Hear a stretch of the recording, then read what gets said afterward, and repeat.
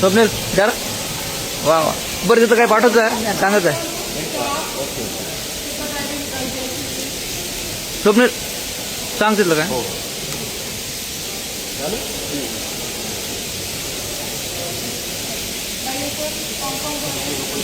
हो भैया.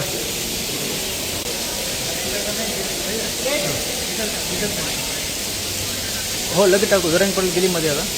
हां गेलं कसं आपल्याला ओके सर थँक्यू लगेच टाका लगेच टाका.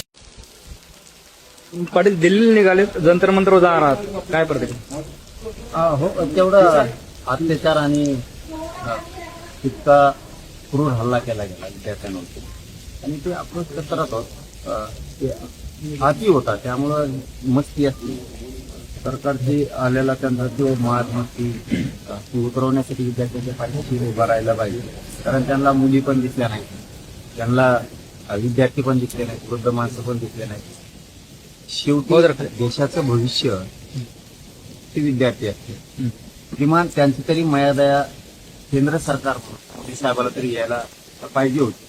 काही मंत्र्यांकडून जाणून बुजून जरी हल्ला करायला लावला असेल तरी पण पंतप्रधान या नात्यानं शेवटी देशाचं पालकत्व तुमच्याकडे असतं त्यावेळी तुम्ही इतक्या क्रूरपणे हल्ला घडवण्याचा नसतो त्यामुळे ते कुठं सहनच होत नाही म्हणून त्यांच्या पाठीशी आपण ठामपणानं उभा राहायला पाहिजे. आपले ते सोनमजी ते सुद्धा उपोषणाला बसले आपण त्यांच्याही पाठीशी ठाम राहायला पाहिजे आणि विद्यार्थ्यांना पण भेटला पाहिजे म्हणून आपण तातडीनं दिल्लीला निघालो. आता सीसीटीव्ही आणि व्हिडिओ पाहून जे ते विद्यार्थ्यावर आंदोलकावर गुन्हे दाखल करण्याची प्रक्रिया सुरू झाली. काय करणार आहे तुम्ही काय दाखवणार आहे. या देशात आपण राज्यकर्ता आहे राज्यकर्ते म्हणून या देशाचं पालकत्व मायबाप म्हणून तुम्ही काय सिद्ध करणार आहे.